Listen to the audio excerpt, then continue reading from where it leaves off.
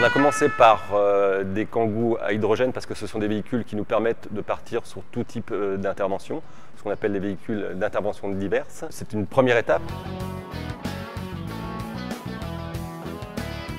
Il n'y a absolument pas plus de danger à utiliser ce type de véhicule pour aller au feu qu'avec un autre véhicule à énergie traditionnelle. Il n'y a pas de risque d'explosion dû à la conception même du véhicule, avec un certain nombre de capteurs qui permettent d'identifier dès lors qu'il y aurait une micro-fuite et qui coupent le système de distribution de l'hydrogène.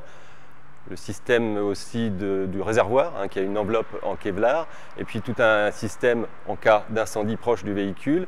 En cas où il y a un échauffement du véhicule, il y a un système de thermofusible qui permet de faire une torchère et qui libère le gaz très rapidement.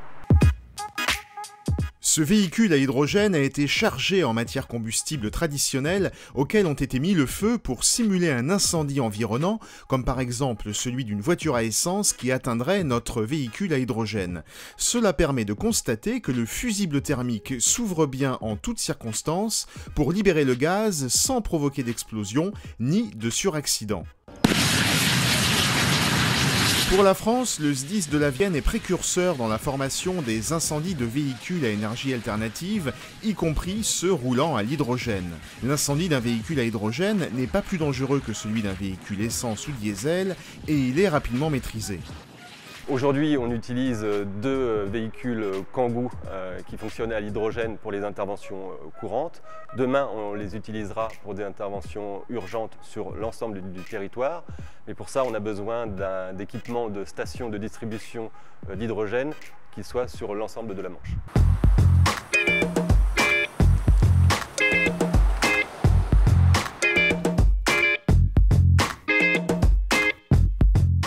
Donc là, on va aller faire le plein sur la station hydrogène du conseil départemental de la Manche, qui dispose d'une station-service. Donc par convention, les sapeurs-pompiers de la Manche ont autorisation d'aller faire le plein hydrogène là-bas. Donc le fait d'avoir cette réserve hydrogène, ça nous multiplie par deux l'autonomie du véhicule. C'est-à-dire qu'à peu près, en passant de 110 km d'autonomie, on passe à 220-230 km d'autonomie.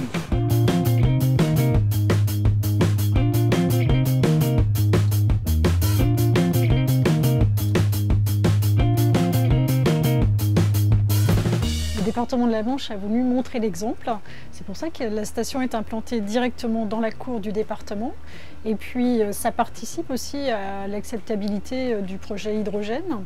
Le fait d'avoir une station, des agents qui travaillent tous les jours autour de la station, qui circulent autour, qui l'ont dans leur paysage quotidien, on pensait que c'était une bonne approche qui est complétée après avec les démarches qu'on a mis en œuvre avec les pompiers. C'est vrai que vous avez vu les véhicules du SDIS, quoi de plus rassurant pour les populations que d'avoir les pompiers eux-mêmes qui circulent en véhicule hydrogène.